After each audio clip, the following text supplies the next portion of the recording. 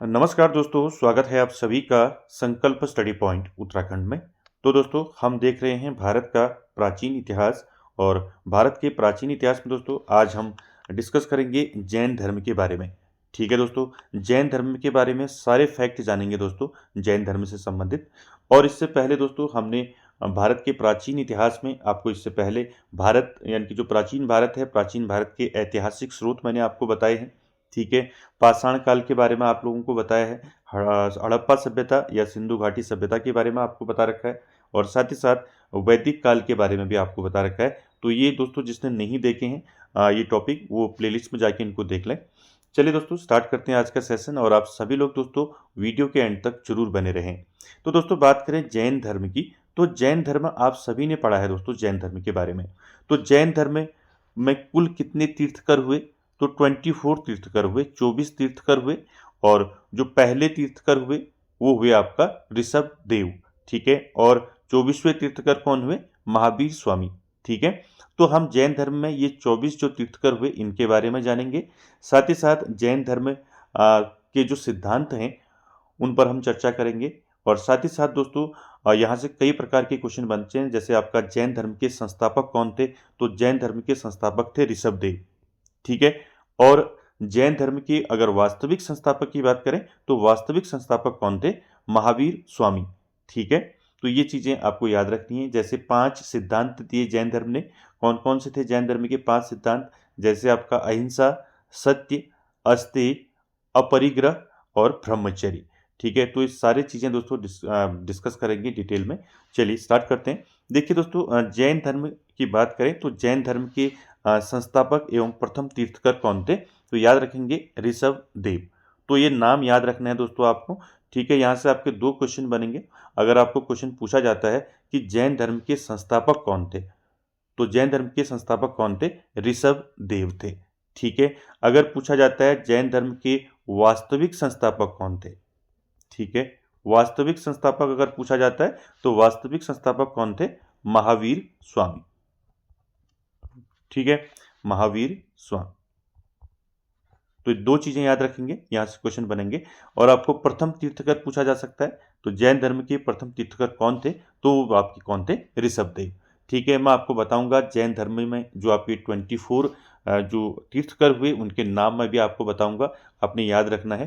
पहला और लास्ट के आपके जो 21, 22, 23 और 24 नंबर के, यानी कि 21 में आपका कौन आ गया? नेमिनाथ, 22 में अरिष्ट नेमी, और 23 में पार्श्वनाथ, और 24 में महावीर स्वामी। तो डिस्कस करेंगे अभी इसमें आगे। चले, देखिए यहाँ पर से 2 कॉन्सेप्ट आपने क्लियर रखने हैं। देखिए, संस्थापक और वास्तविक संस्थापक ये याद रखना है, और प्रथम तीर्थकर। ठीक है, चलिए उसके बाद दोस्तों तीर्थकर की बात करें तो तीर्थकर क्या होता है? तीर्थकर का मतलब क्या होता है? तीर्थकर दोस्तों जो स्वयं तप के माध्यम से आत्मज्ञान प्राप्त करते हैं और जो संसार रूपी सागर से पार लगाने वाले तीर्थ की रचना करते हैं, वह तीर्थकर कहलाते हैं।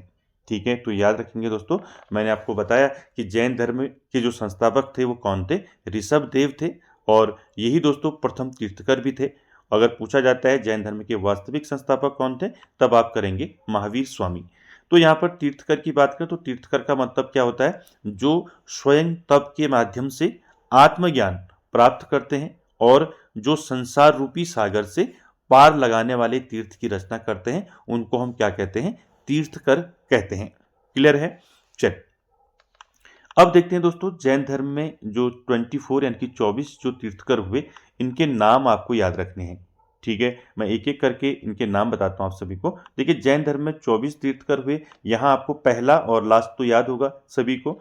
ठीक है, तो आपको याद रखना है, बीच के भी पूछे जा सकते हैं। ठीक है, इसीलिए यहाँ पर 24 जो तीर्थकर हैं जैन धर्म के, उनको आपने याद रखना है। देखिए, पहले से स्टार्ट करते हैं। सबसे पहले ऋषभ देव। ठीक है, तो ऋषभ देव को दोस्तों संस्थापक माना जाता है जैन धर्म का। तो पहले जो तीर्थकर थे वो है आपके ऋषभ देव, दूसरे अजीतनाथ, तीसरे संभवनाथ, चौथे अभिनंदन नाथ, पांचवें सुमतिनाथ, छठे में देखिए पदम प्रभु, उसके बाद 7वें में देखिए सुपाश। ठीक है, 7वें नंबर में देखिए सुपाश, 8वें नंबर में चंद्र प्रभु, 9वें नंबर में देखिए सुविधिनाथ, उसके बाद शीतलनाथ, उसके बाद 11वें नंबर पर श्रेयांश और 12वें नंबर पर वसुपूज्य। ठीक है, वसुपूज्य के बाद देखिए 12वां हो गया। 13वां देखिए, 13वां विमलनाथ। ठीक है, 14वां देखिए अनंतनाथ। 15वां धर्मनाथ। 16वें नंबर पर जैन तीर्थकर आपके कौन थे? शांतिनाथ। और 17वें नंबर पर कुंथनाथ। 18वें नंबर पर अर्हनाथ। 19वें नंबर पर मल्लीनाथ। और 20वें नंबर पर मुनि सुब्रतनाथ। और 21वें नंबर पर, ये इंपॉर्टेंट है यहाँ से, 21वें नंबर पर नेमिनाथ। और 22वें नंबर पर अरिष्ट नेमी। ठीक है, 22वें नंबर पर अरिष्ट नेमी। और 23वें नंबर पर पार्श्वनाथ। और 24वें और आखिरी जो जैन तीर्थकर थे वो कौन थे? महावीर स्वामी। ठीक है, तो यहाँ पर आपको ये सारे याद रखने हैं। जैन धर्म में 24 तीर्थकर हुए। पहले तीर्थकर ऋषभदेव। ठीक है, दूसरे अजीतनाथ, संभवनाथ, अभिनंदन नाथ, सुमतिनाथ, ये सारे याद रखने हैं। और लास्ट में आपको ये 21 से मैंने आपको बताया नेमिनाथ, ये कई बार पूछा गया है। और 22 में आपकी अरिष्ट नेमी। उसके बाद 23वें नंबर में 23वें जैन तीर्थकर पार्श्वनाथ। और 24वें जैन तीर्थकर थे महावीर स्वामी। ठीक है, तो यहाँ पर कुछ इनके प्रतीक चिन्ह हैं, उनको भी आप याद रखेंगे, कभी जो है ये भी पूछा जाता है। ठीक है, तो देखिए पहला जो पहले तीर्थकर थे ऋषभदेव, तो ऋषभदेव का प्रतीक चिन्ह क्या था? सांड। ठीक है, याद रखेंगे, ये भी पूछा जाता है कभी, तो याद रखेंगे ऋषभदेव जो है जैन धर्म के पहले तीर्थकर यानी कि प्रथम तीर्थकर थे। और इनका प्रतीक चिन्ह क्या था? सांड। ठीक है, दूसरे जो जैन तीर्थकर थे वो थे आपके अजीतनाथ, इनका प्रतीक चिन्ह था हाथी। ठीक है, इसी प्रकार महावीर का क्या था, पार्श्वनाथ का क्या था, तो ये भी पूछे जाते हैं, तो इसको याद रखना है दोस्तों। देखिए 21वें नंबर के जो जैन तीर्थकर हैं वो है आपका नेमिनाथ। तो नेमिनाथ का जो प्रतीक चिन्ह था दोस्तों वो क्या था? नीला कमल। 9 से याद रखें, नेमिनाथ नीला कमल। 22वें नंबर में जैन तीर्थकर थे वो थे आपके अरिष्ट नेमी। इनका जो प्रतीक चिन्ह था दोस्तों वो था शंख। ठीक है, 23वें नंबर पर पार्श्वनाथ। पार्श्वनाथ का जो प्रतीक चिन्ह था दोस्तों वो था सर्प यानी कि सांप। और 24वें नंबर पर जो आखिरी जो अंतिम जैन तीर्थकर थे वो थे महावीर स्वामी। इनका प्रतीक चिन्ह क्या था? सिंह। ठीक है, तो दोस्तों यहाँ पर आपने याद रखना है जैन धर्म में जो 24 तीर्थकर हुए इनके नाम याद रखने हैं। और जो मैंने आपको प्रतीक चिन्ह बताए ये भी आपको याद रखने हैं। यहाँ से भी क्वेश्चन पूछा गया है पहले। ठीक है, चल आगे चलते हैं। यहाँ तक क्लियर है ना? चल, उसके बाद देखिए जैन धर्म के 23वें तीर्थकर अभी मैंने आपको बताया पार्श्वनाथ थे। और उन्हें झारखंड के समवेत या समयेद शिखर पर ज्ञान प्राप्त हुआ था। तो ये इंपॉर्टेंट है, तो आपको याद रखना है पार्श्वनाथ जो है जैन धर्म के 23वें तीर्थकर हैं पार्श्वनाथ। और इन्हें ज्ञान प्राप्त कहाँ हुआ? झारखंड के समवेत या समयेद शिखर पर। ठीक है, शिखर का नाम याद रखेंगे, समवेत या समयेद शिखर। ठीक है, क्लियर हो गया। इसके बाद आपने याद रखना है जो पार्श्वनाथ थे दोस्तों ये काशी के इक्ष्वाकु वंश के राजा अश्वसेन तथा कौशल स्थल के राजा नरवर्मन की पुत्री वामा के पुत्र थे। ठीक है, यहाँ से क्लियर हो गया कि पार्श्वनाथ जो है किसके पुत्र थे? तो पार्श्वनाथ के पिता का नाम था अश्वसेन और माता का नाम था वामा। ठीक है, दोनों चीज याद रखेंगे। उसके बाद देखिए पार्श्वनाथ ने 30 वर्ष की आयु में संन्यास लिया। ठीक है, और पार्श्वनाथ के जो प्रथम जो अनुयायी थे कौन थे? तो पार्श्वनाथ के प्रथम अनुयायी जो है उनकी माता वामा और पुत्री जो है प्रभावती बनी। तो यहाँ से दोस्तों आप ये इसलिए भी इंपॉर्टेंट हो जाता है कि पार्श्वनाथ जो है जैन धर्म के 23वें तीर्थकर हैं। ठीक है, और इनका प्रतीक चिन्ह क्या बताया था मैंने आपको? इनका प्रतीक चिन्ह क्या था? इनका प्रतीक चिन्ह था सर्प यानी कि सांप। ठीक है, तो यहां से क्या याद रखना है? पार्श्वनाथ काशी के इक्ष्वाकु वंश के राजा अश्वसेन और कौशल के राजा नरवर्मन की पुत्री वामा के पुत्र थे। यानी कि पार्श्वनाथ के पिता का नाम अश्वसेन था और माता का नाम वामा था। ठीक है, और पार्श्वनाथ ने दोस्तों कौन सी अवस्था में जो है संन्यास लिया था ये भी पूछा जाता है। तो पार्श्वनाथ ने दोस्तों 30 वर्ष की अवस्था में 30 वर्ष की आयु में संन्यास लिया था।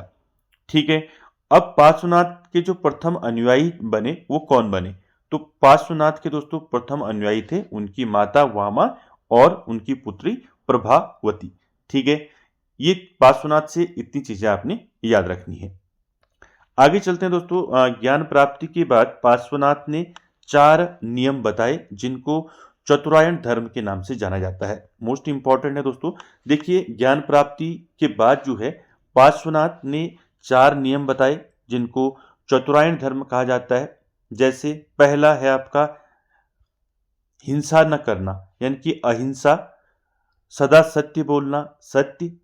उसके बाद चोरी न करना, यानी कि अस्तेय, और संपत्ति न रखना, यानी कि अपरिग्रह।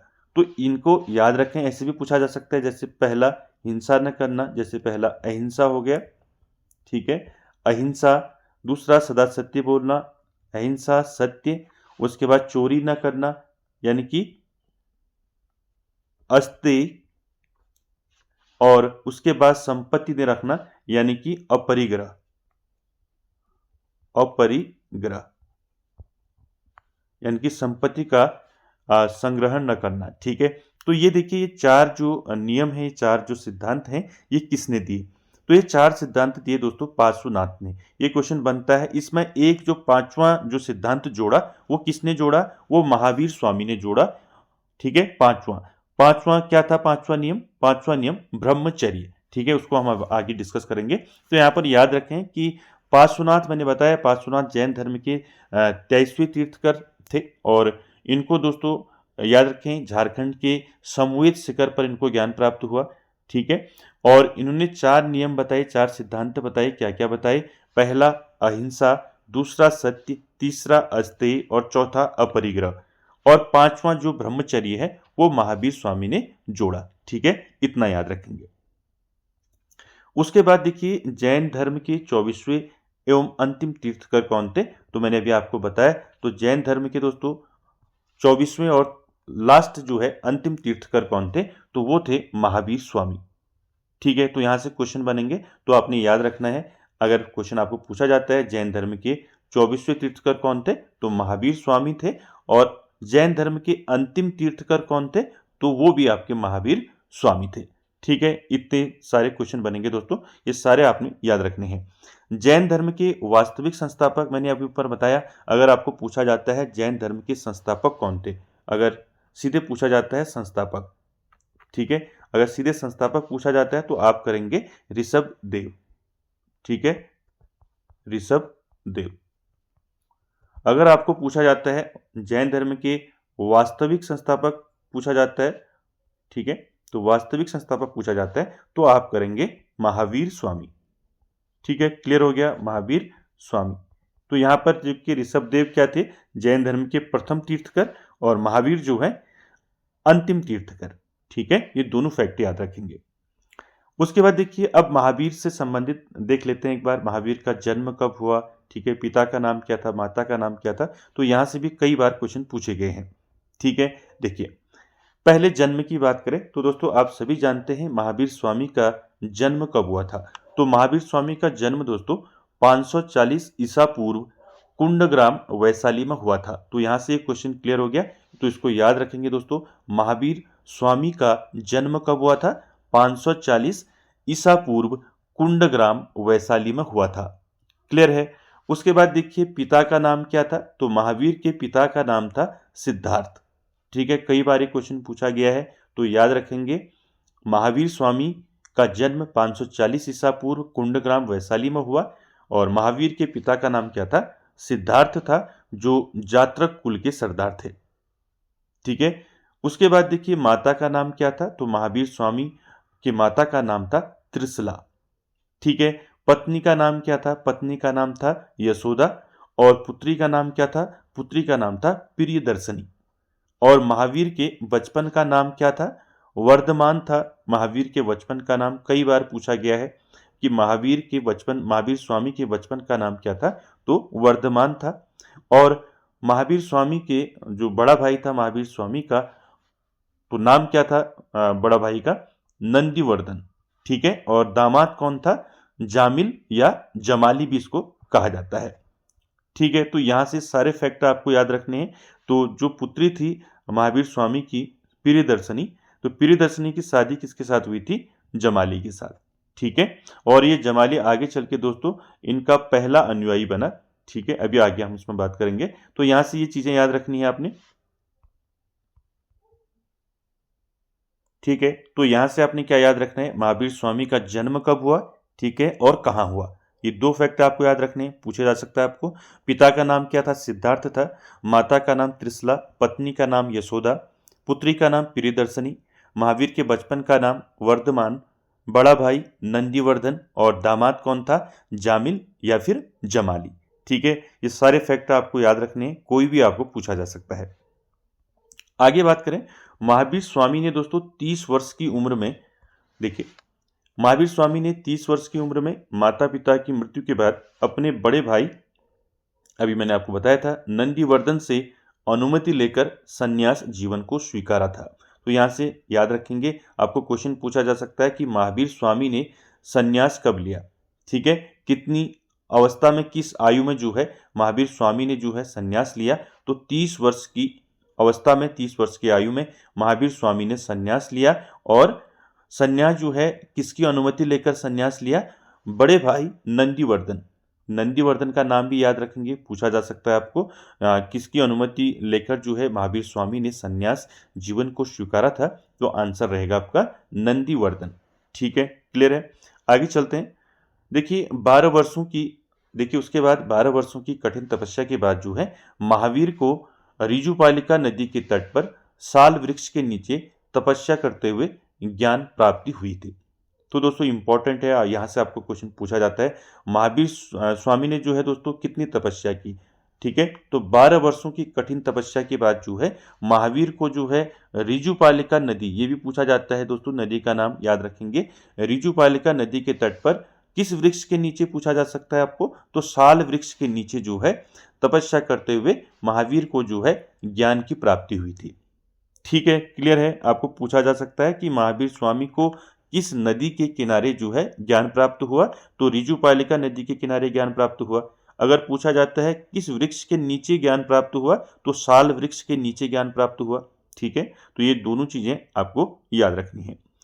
उसके बाद देखिए इसी समय से महावीर को, यानी कि जब महावीर स्वामी को ज्ञान प्राप्त हो गया, तो ज्ञान प्राप्त होने के बाद महावीर को क्या कहा जाने लगा। देखिए महावीर को जिन यानी कि विजेता कहा जाने लगा, अरहत पूज्य कहा जाने लगा, और निर्ग्रंथ कहा जाने लगा, यानी कि निर्ग्रंथ का मतलब बंधनहीन। ठीक है, ये तीनों चीजें याद रखेंगे। देखिए महावीर स्वामी ने 12 वर्षों की कठिन तपस्या की, और कठिन तपस्या के बाद दोस्तों उनको ज्ञान प्राप्त हुआ, और इसी ज्ञान प्राप्ति के बाद जो है महावीर को विजेता, पूज्य और बंधनहीन इनको कहा जाने लगा। ठीक है, ये भी याद रखेंगे। उसके बाद देखिए महावीर स्वामी जी ने दोस्तों अपने उपदेश जो हैं किस भाषा में दिए। ये क्वेश्चन मोस्ट इंपॉर्टेंट है दोस्तों, ये कई बार क्वेश्चन पूछा गया है। तो याद रखेंगे महावीर स्वामी ने अपने जो उपदेश हैं, अपनी जो शिक्षाएं हैं, वो किस भाषा में दी, प्राकृत भाषा में दी। ठीक है, मोस्ट इंपॉर्टेंट है, याद रखेंगे महावीर स्वामी ने अपने उपदेश किस भाषा में दिए। अगर आपको पूछा जाता है तो आप करेंगे प्राकृत भाषा में दिए गए। उसके बाद देखिए महावीर के प्रथम अनुयायी कौन थे, अभी मैंने ऊपर आपको बताया था, उनके दामाद यानी कि उनकी पुत्री थी दोस्तों प्रियदर्शनी, और प्रियदर्शनी के पति थे जामिल। ठीक है, तो ये इनके जो है महावीर स्वामी के प्रथम अनुयायी थे। आपको सीधे क्वेश्चन पूछा जा सकता है महावीर स्वामी के प्रथम अनुयायी कौन थे। ठीक है, तो आंसर रहेगा आपका जामिल या जमाली। ठीक है, उसके बाद देखिए प्रथम जैन भिक्षुणी कौन थी, तो इसका नाम भी याद रखेंगे, चंपा। ठीक है, तो ये सारे फैक्ट दोस्तों आपको याद रखना है महावीर स्वामी से। ठीक है, मैंने आपको बताया महावीर स्वामी जो हैं जैन धर्म के 24वें और अंतिम तीर्थकर हुए, और इनको जो है जैन धर्म का वास्तविक संस्थापक माना जाता है। मैंने बताया कि महावीर स्वामी का जन्म कब हुआ, 540 ईसा पूर्व कुंडग्राम वैशाली में जन्म हुआ महावीर स्वामी का। पिता का नाम था सिद्धार्थ, माता का नाम था त्रिशला, पत्नी का नाम था यशोदा, और पुत्री का नाम था प्रियदर्शनी, और महावीर के बचपन का नाम था वर्धमान, और महावीर के जो दामाद थे वो कौन थे, जामिल या फिर जमाली थे, और बड़ा भाई था नंदीवर्धन। ये सारे फैक्ट याद रखने हैं, कोई भी पूछा जा सकता है। और 30 वर्ष की अवस्था में दोस्तों महावीर स्वामी ने संन्यास लिया, और 12 वर्षों की कठिन तपस्या के बाद दोस्तों महावीर स्वामी को ऋजुपालिका नदी के तट पर साल वृक्ष के नीचे जो है तपस्या करते हुए ज्ञान प्राप्त हुआ। ठीक है, ज्ञान प्राप्ति के बाद उनको जिन कहा जाने लगा, अरहत कहा जाने लगा यानी कि पूज्य कहा जाने लगा, और निर्ग्रंथ कहा जाने लगा यानी कि बंधनहीन उनको कहा जाने लगा। तो ये भी याद रखेंगे। और महावीर स्वामी ने अपने उपदेश किस भाषा में दिए? प्राकृत भाषा में दिए। ठीक है, प्रथम अनुयायी कौन थे महावीर के? तो उनके दामाद थे जामिल या जमाली। और प्रथम जैन भिक्षुणी कौन थी? तो वो थी चंपा। ठीक है, ये सारे फैक्ट आपको याद रखने हैं। उसके बाद देखिए दोस्तों, ज्ञान प्राप्ति के बाद जो है महावीर स्वामी ने कुल 5 नियम बताए। ठीक है, 5 नियम, यहाँ पर 4 नियम तो पार्श्वनाथ ने दिए थे, एक नियम जो है, 5वां नियम जो है ये महावीर स्वामी ने जोड़ा। ठीक है, इसको याद रखेंगे। देखिए, ज्ञान प्राप्ति के बाद महावीर स्वामी जी ने कुल 5 नियम बताए, जिसे पंचायन धर्म कहा गया या पंच महाव्रत भी इनको कहा जाता है। ठीक है, जिन चारों की बात अभी हमने ऊपर पार्श्वनाथ वाले में की थी। तो एक जो लास्ट जो 5वां है ब्रह्मचर्य। ठीक है, तो ये दोस्तों ब्रह्मचर्य यानी कि इंद्रियों को क्या करना? भस्म करना। ठीक है, ठीक है, तो ब्रह्मचर्य का मतलब इंद्रियों को भस्म करना। तो ये दोस्तों ये 4 तो मैंने पहले ही बताया आपको, 5वां इसमें ब्रह्मचर्य है। तो आप याद रखेंगे, पहला है हिंसा न करना। ठीक है, अहिंसा। दूसरा सदा सत्य बोलना, सत्य। चोरी न करना, अस्तेय। और चौथा संपत्ति न रखना, अपरिग्रह। ठीक है, और ब्रह्मचर्य यानी कि इंद्रियों को भस्म करना। ठीक है, तो ये 5 नियम जो हैं बताए, इसमें 5वां नियम जो है दोस्तों ये महावीर ने जोड़ा। बाकी ये 4 जो नियम हैं ये किसने जोड़े? 4 ये जोड़े पार्श्वनाथ। ठीक है, ये पार्श्वनाथ ने दिए। बाकी लास्ट का जो था वो आपका किसने दिया? महावीर स्वामी ने। ठीक है, तो ये याद रखेंगे। उसके बाद देखिए, महावीर स्वामी ने त्रिरत्न दिए। कौन कौन से दिए त्रिरत्न? ये पूछा जाता है। ये त्रिरत्न जो है किस धर्म से संबंधित है भी पूछा जाता है। तो जैन धर्म याद रखेंगे। तो महावीर स्वामी ने त्रिरत्न दिए। पहला है आपका सम्यक ज्ञान, दूसरा सम्यक दर्शन, और तीसरा है सम्यक आचरण। सम्यक मतलब होता है प्योर। ठीक है, तो ये तीनों याद रखेंगे, पूछे जाते हैं। पहले तो आपको पूछा जाएगा कि त्रिरत्न किससे संबंधित है? तो ये जैन धर्म से संबंधित है। ठीक है, त्रिरत्न कौन कौन है आप इनको याद रखेंगे? सम्यक ज्ञान, सम्यक दर्शन और सम्यक आचरण। ठीक है, चलिए आगे चलते हैं दोस्तों। जैन धर्म में ईश्वर की मान्यता नहीं है। तो ये मोस्ट इंपॉर्टेंट फैक्ट है, इसको याद रखेंगे। ठीक है, तो यहां पर देखिए, जैन धर्म में ईश्वर की मान्यता नहीं है। तो याद रखेंगे, जैन धर्म में ईश्वर की मान्यता नहीं है बल्कि आत्मा की मान्यता है। ठीक है, तो याद रखेंगे, जैन धर्म में ईश्वर की कोई मान्यता नहीं है, आत्मा की मान्यता है। ठीक है, उसके बाद देखिए, इसलिए महावीर स्वामी ने मूर्ति पूजा और कर्म कांड का विरोध किया। ठीक है, तो याद रखेंगे दोस्तों, महावीर स्वामी ने दोस्तों मूर्ति पूजा और कर्म कांड का विरोध किया, क्योंकि ईश्वर की मान्यता नहीं थी, आत्मा की मान्यता थी। ठीक है, महावीर स्वामी ने दोस्तों पुनर्जन्म को माना और पुनर्जन्म का सबसे बड़ा कारण जो है आत्मा को बताया। ठीक है, पुनर्जन्म होता है, तो पुनर्जन्म के लिए दोस्तों सबसे बड़ा कारण जो है महावीर स्वामी ने क्या बताया? आत्मा को बताया। ठीक है, याद रखेंगे। उसके बाद देखिए दोस्तों, महावीर स्वामी की मृत्यु जो है कब हुई और कहाँ हुई, यहाँ से भी आपका क्वेश्चन पूछा जाता है। तो याद रखेंगे, 72 यानी कि 72 ईयर्स में दोस्तों महावीर स्वामी की मृत्यु हुई, यानी कि निर्वाण जो है मृत्यु इनकी हुई। कहाँ हुई? बिहार राज्य के पावापुरी में हुई। और कब हुई? 468 ईसा पूर्व। तो ये आपने याद रखना है, 468 ईसा पूर्व। और पावापुरी याद रखना है, बिहार का, बिहार राज्य का पावापुरी। ठीक है, 72 वर्ष याद रखना है। ठीक है, तो ये सारी चीज़ें आपको याद रखनी है। आपको पूछा जाएगा महावीर स्वामी की मृत्यु कब हुई। ठीक है, तो ये आप करेंगे, 468 ईसा पूर्व हुई महावीर स्वामी की मृत्यु। कहाँ हुई? तो बिहार राज्य के पावापुरी में हुई। और किस उम्र में दोस्तों महावीर की मृत्यु हुई, ये भी पूछा जा सकता है। ये आप करेंगे 72 वर्ष में। ठीक है, तो ये सारे फैक्ट आपको याद रखने हैं महावीर स्वामी से। क्लियर है? अब देखेंगे दोस्तों, महावीर स्वामी के उसके बाद जब महावीर स्वामी की मृत्यु होगी, तो उसके बाद दोस्तों महावीर स्वामी के 2 प्रमुख अनुयायी हुए। तो यहाँ से कई बार क्वेश्चन पूछा जाता है। श्वेतांबर और दिगंबर आपने पढ़ा होगा, तो ये याद रखेंगे। महावीर स्वामी की मृत्यु के बाद जो है उनके 2 प्रमुख अनुयायी हुए। अब ये 2 अनुयायी कौन थे? पहला नाम याद रखेंगे, स्थूलभद्र। ठीक है, पहला स्थूलभद्र और दूसरा भद्रबाहु। दोस्तों याद रखेंगे, महावीर स्वामी की मृत्यु जो है 468 ईसा पूर्व बिहार राज्य के पावापुरी में मृत्यु हुई। उसके बाद महावीर स्वामी की जो शिक्षाएं हैं, जो महावीर स्वामी के उपदेश थे, उनके जो अनुयायी बने वो दो प्रमुख अनुयायी बने। कौन बने? पहला नाम स्थूलभद्र का और दूसरा भद्रबाहु। ठीक है, देखिए स्थूलभद्र की बात करें तो स्थूलभद्र जिसने स्थूलभद्र से शिक्षा ग्रहण की वो क्या कहलाए? श्वेतांबर कहलाए। याद रखेंगे इसको, श्वेतांबर और दिगंबर आपने देखा होगा। तो देखिए जिसने स्थूलभद्र से शिक्षा ग्रहण की वो श्वेतांबर कहलाए। ठीक है, श्वेतांबर यानी कि श्वेत वस्त्र धारण करते थे। ठीक है, दूसरा जो दूसरे अनुयायी हुए वो हुए आपके भद्रबाहु। जिसने भद्रबाहु से शिक्षा ग्रहण की वो क्या कहलाए? दिगंबर कहलाए। ठीक है, दिगंबर यानी कि ये वस्त्र नहीं पहनते थे, यानी कि नग्न रहने वाले। ठीक है, तो ये दोनों फैक्टर आपको याद रखने हैं। महावीर स्वामी के दो जो अनुयायी हुए स्थूलभद्र और भद्रबाहु, और स्थूलभद्र और भद्रबाहु का नाम याद रखेंगे। ठीक है, और साथ ही साथ याद रखेंगे जिसने जो स्थूलभद्र से शिक्षा ग्रहण करने लगा उनको श्वेतांबर कहा गया, यानी कि ये श्वेत वस्त्र सफेद वस्त्र धारण करते थे। और दूसरा भद्रबाहु, ये दूसरे अनुयायी थे और ये इनसे शिक्षा ग्रहण करने वाले क्या कहलाए? दिगंबर कहलाए, जो वस्त्र धारण नहीं करते थे, यानी कि नग्न रहते थे। ठीक है, चल क्लियर हो गया। उसके बाद देखते हैं आपका जैन धर्म के प्रचार के लिए दो जैन संगीतियां हुई। मोस्ट इंपॉर्टेंट है, यहाँ से क्वेश्चन पूछा जाता है। प्रथम जैन संगीति कब हुई, कहाँ हुई और अध्यक्षता किसने की? ये 3 क्वेश्चन यहाँ से बनते हैं, तो इनको याद रखेंगे दोस्तों। तो याद रखेंगे जैन धर्म के प्रचार के लिए 2 जैन संगीतियां हुई। ठीक है, सिर्फ 2 जैन संगीतियां हुई। कौन कौन सी हुई? प्रथम देखिए पहले, प्रथम जैन संगीति कब हुई? 322 ईसा पूर्व। कहाँ हुई? पाटलिपुत्र बिहार में हुई। और अध्यक्षता किसने की? स्थूलभद्र ने। ठीक है, अभी बताया था मैंने आपको, स्थूलभद्र जो है दोस्तों श्वेतांबर, यानी कि जिसने स्थूलभद्र से शिक्षा ग्रहण की वो क्या कहलाए? श्वेतांबर कहलाए।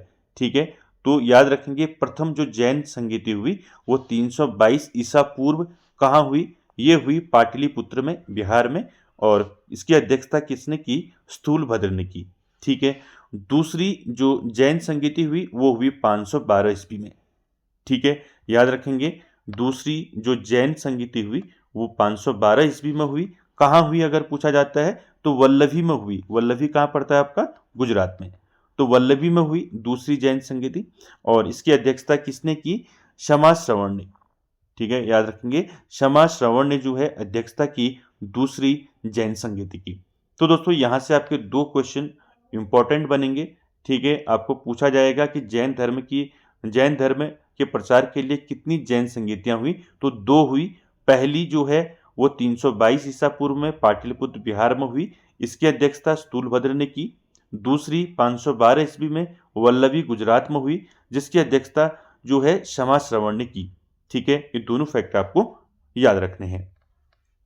आगे चलते हैं दोस्तों। अभी मैंने आपको बताया श्वेतांबर और दिगंबर में क्या अंतर है, यानी कहने का मतलब ये है श्वेतांबर कौन कहलाए? स्थूलभद्र के जो अनुयायी थे उनको श्वेतांबर कहा गया।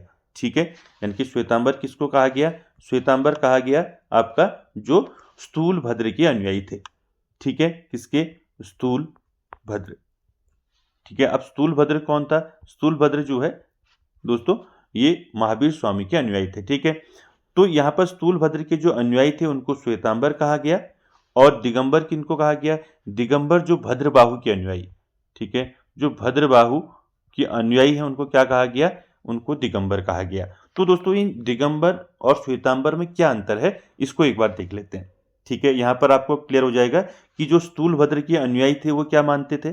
ठीक है, यानी कि जो श्वेतांबर वाले थे वो क्या मानते थे, और जो दिगंबर भद्रबाहु के जो अनुयायी थे वो क्या मानते थे।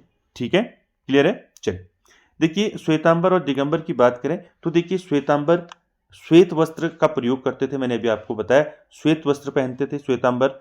और यहाँ पर देखिए दिगंबर में नग्न रहने का प्रावधान था, मैंने अभी आपको बताया।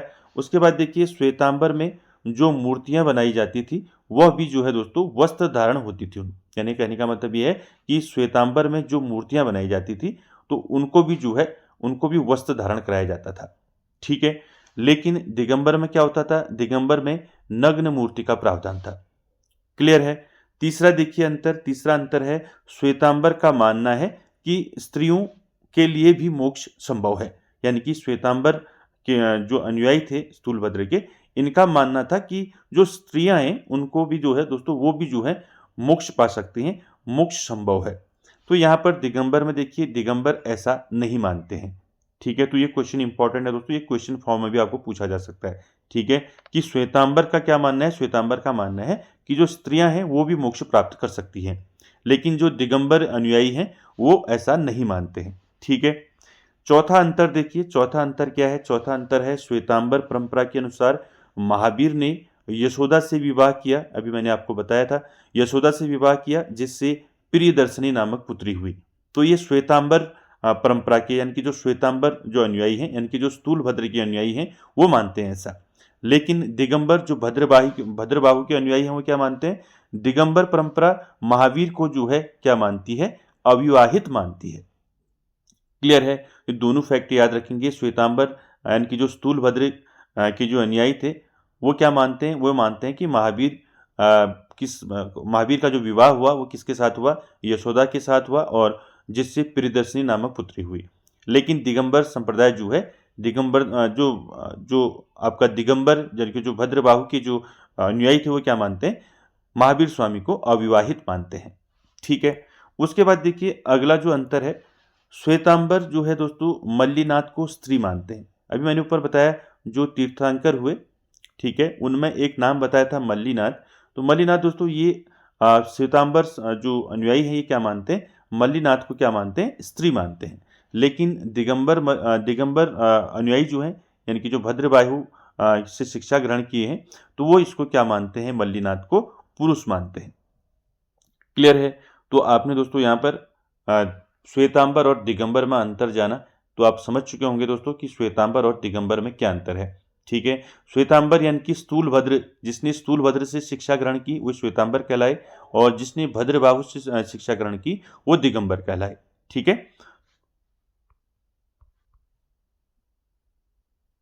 क्लियर है? चलिए आगे चलते हैं दोस्तों। अब देखते हैं जैन साहित्य। ठीक है, यहां से भी कई बार क्वेश्चन पूछे जाते हैं। तो जैन साहित्य की बात करें दोस्तों, जैन साहित्य जो है दोस्तों किसी एक काल की रचना नहीं है। इसका जो संकलन है दोस्तों वो भिन्न भिन्न कालों में हुआ है। देखिए, जैन साहित्य से हमेशा क्वेश्चन पूछा जाता है कि जैन साहित्य को क्या कहा जाता है। ये कई बार क्वेश्चन पूछा गया है। तो जैन साहित्य को क्या कहा जाता है? आगम कहा जाता है। आगम का अर्थ क्या होता है? आगम का अर्थ होता है सिद्धांत। ठीक है, क्लियर है? तो याद रखेंगे यहाँ पर जैन साहित्य को क्या कहा जाता है, ये आपको पूछा जा सकता है। तो जैन साहित्य को आगम कहा जाता है, जिसका अर्थ होता है सिद्धांत। ठीक है, अब देखिए दोस्तों यहाँ पर कुछ सिद्धांत हैं जैन साहित्य, ठीक है, जैन साहित्य के। तो ये भी आपको पूछे जा सकते हैं कि जैन साहित्य में अंग कितने हैं, उपांग कितने हैं, ठीक है, प्रकीर्ण कितने हैं, और छेद सूत्र कितने हैं, मूल सूत्र कितने हैं, ठीक है, अनुपयोग सूत्र कितने हैं, अनुयोग सूत्र कितने हैं, और नंदी सूत्र कितने हैं। ठीक है, तो ये पूछा जा सकता है आपको। तो यहां से आपको याद रखना है जैन साहित्य को आगम कहा जाता है, जिसका अर्थ होता है सिद्धांत। तो यहां पर आपको पूछा जा सकता है जैन साहित्य में अंग कितने हैं, तो 12, उपांग 12, प्रकीर्ण 10, छेद सूत्र 6, मूल सूत्र 4, अनुयोग सूत्र 1, नंदी सूत्र 1। तो कितने हो गए टोटल? तो इस प्रकार 46 आगम या सिद्धांत तय हुए। 46 आगम या सिद्धांत जो है तय की गई। ठीक है, क्लियर हो गया? उसके बाद देखिए कुछ अन्य जैन साहित्य भी हैं जो इंपॉर्टेंट हैं। ठीक है, तो अन्य जैन साहित्य में आपने सुना होगा, पहला जो है हम लेंगे आचरांग सूत्र। ठीक है, देखिए आचरांग सूत्र जो है दोस्तों यह नियम पुस्तिका है। इसमें महावीर के 12 वर्षीय तप का वर्णन है, यानी कि जो महावीर स्वामी ने 12 वर्ष की जो कठिन तपस्या की, इसका वर्णन कहाँ मिलता है अगर आपको पूछा जाता है, तो इसका वर्णन मिलता है आचरांग सूत्र में। तो ये जैन साहित्य में आचरांग सूत्र में हमें क्या जानकारी मिलती है? तो इससे हमें दोस्तों, इसमें हमें महावीर के 12 वर्षीय तप का वर्णन मिलता है। ठीक है दोस्तों, याद रखेंगे। किसी भी प्रकार से क्वेश्चन पूछा जा सकता है आपको ये भी पूछा जा सकता है कि महावीर के 12 वर्षीय तप का वर्णन कहाँ मिलता है, तो आचरांग सूत्र में मिलता है। दूसरा जो जैन साहित्य है वो है आपका भगवती सूत्र। तो ये भी आपने कई बार पढ़ा होगा। भगवती सूत्र दोस्तों यह महावीर की जीवनी है। इसमें 16 महाजनपदों का उल्लेख है। तो दोस्तों ये 16 महाजनपदों का उल्लेख दोस्तों हम इसको देखेंगे, ये हमने पहले बताना था, लेकिन जैन धर्म और बौद्ध धर्म के बाद दोस्तों फिर मैं आपको बताऊंगा 16 महाजनपदों के बारे में। ठीक है, तो याद रखेंगे 16 महाजनपदों का वर्णन जो है या उल्लेख जो है हमें कहाँ मिलता है, किस जैन साहित्य में मिलता है, तो भगवती सूत्र में मिलता है, इसको याद रखेंगे। ठीक है, उसके बाद अगला जो जैन साहित्य है दोस्तों वो है आपका कल्प सूत्र। तो ये भी आपने पढ़ा होगा, कल्प सूत्र ये जैन साहित्य है। इससे हमें क्या जानकारी मिलती है, देखिए कल्प सूत्र दोस्तों भद्रबाहु द्वारा रचित है। अभी बात की थी मैंने, जो भद्रबाहु यानी कि भद्रबाहु से जिन्होंने शिक्षा ली, जिनको हम दिगंबर कहते हैं, तो दिगंबर मत के संस्थापक थे, अभी बताया था भद्रबाहु। तो भद्रबाहु ने रचा है दोस्तों इसको, कल्प सूत्र को। इसी साहित्य में सभी तीर्थकरों की जीवनी है। तो जितने भी 24 तीर्थकर हुए सभी की जीवनी हमें कहाँ मिलती है, ये मिलती है कल्प सूत्र में। कल्प सूत्र किसने लिखा है, कल्प सूत्र को भद्रबाहु ने। ठीक है, तो ये भी याद रखेंगे। चलिए आगे चलते हैं दोस्तों, जैन धर्म को मानने वाले राजा कौन कौन से हुए। अभी हम 16 महाजनपदों के बारे में जब पढ़ेंगे, मगध वगैरह, तो वहां से आपको दोस्तों फिर ये समझ में आएगा। ठीक है, अभी आप फिलहाल आप ये देखें कि जैन धर्म को मानने वाले कौन कौन से राजा थे, डायरेक्ट भी क्वेश्चन पूछ लिया जाता है। ठीक है, तो जैन धर्म को मानने वाले राजा कौन कौन से थे, नाम देखिए। पहला नाम उदयन, दूसरा वंद राजा, तीसरा चंद्रगुप्त मौर्य, उसके बाद देखिए कलिंग नरेश खारवेल, उसके बाद अमोघ वर्ष जो राष्ट्रकूट राजा था, उसके बाद चंदेल शासक। तो दोस्तों ये जैन धर्म को मानने वाले राजा हुए, इनके नाम आपको याद रखने हैं। कभी भी आपको यहाँ से क्वेश्चन पूछ लिया जाता है। ठीक है, यहाँ से पूछा जाता है हमेशा, तो याद रखेंगे। चलिए क्लियर है। अब चलते हैं प्रमुख जैन मंदिर पर। तो दोस्तों कुछ जैन मंदिर हैं प्रमुख, इन पर एक बार देख लेते हैं। देखिए पहला है मौर्य काल में दोस्तों मथुरा जैन धर्म का प्रमुख केंद्र था। तो यहाँ से आपको पूछा जा सकता है कि मौर्य काल में दोस्तों जैन धर्म का प्रमुख केंद्र कौन था। ठीक है, प्रमुख केंद्र आपका मथुरा था, याद रखेंगे। मौर्य काल में मथुरा जैन धर्म का प्रमुख केंद्र था। मथुरा कला का जो संबंध है वो किससे है, जैन धर्म से है। अगर मथुरा कला आपको पूछा जाता है कि मथुरा कला का संबंध जो है किस धर्म से है, तो याद रखेंगे जैन धर्म से है। क्लियर है। उसके बाद देखिए कुछ जैन मंदिर हैं। पहला है आपका कर्नाटक के चामुंड शासकों ने जो बनाया, श्रवण बेलगोला कर्नाटक में 10वीं शताब्दी में विशाल बाहुबली की मूर्ति, जिसे गोमतेश्वर की मूर्ति भी कहते हैं, इसका निर्माण करवाया। तो किसने करवाया, तो ये चामुंड शासकों ने कराया। कर्नाटक मैसूर के जो चामुंड शासक थे, इन्होंने दोस्तों श्रवण बेलगोला, तो श्रवण बेलगोला कहाँ पड़ता है आपका, श्रवण बेलगोला कर्नाटक में। तो यहाँ दोस्तों 10वीं शताब्दी में चामुंड शासकों ने बाहुबली की मूर्ति, जिसको हम गोमतेश्वर की मूर्ति बोलते हैं, इसका निर्माण करवाया। तो सीधे आपको क्वेश्चन पूछा जा सकता है। ठीक है, उसके बाद मध्य प्रदेश में देखिए, मध्य प्रदेश में चंदेल शासकों ने खजुराहो में जैन मंदिरों का निर्माण किया। ये कई बार ये क्वेश्चन पूछा गया है दोस्तों कि खजुराहो में जैन मंदिरों का निर्माण किसने किया, तो ये चंदेल शासकों ने किया। ठीक है, याद रखेंगे। उसके बाद अगला है राजस्थान के माउंट आबू में दिलवाड़ा के प्रसिद्ध जैन मंदिर स्थित है। ठीक है, तो याद रखेंगे। आपको सीधे क्वेश्चन पूछा जाता है दिलवाड़ा के प्रसिद्ध जैन मंदिर कहाँ स्थित हैं, तो ये हैं राजस्थान के माउंट आबू में। ठीक है, तो दोस्तों जैन साहित्य देखा आपने। ठीक है, श्वेतांबर दिगंबर देखा। ठीक है, साथ ही साथ दोस्तों महावीर से संबंधित फैक्ट देखे, और 24 तीर्थकर मैंने आपको बताए, और सारे दोस्तों फैक्ट आपको याद रखने हैं। और आज का सेशन यहीं तक दोस्तों। कैसा लगा आपको आज का सेशन, कमेंट बॉक्स में जरूर कमेंट करें, और वीडियो को एंड तक देखने के लिए थैंक यू वेरी मच।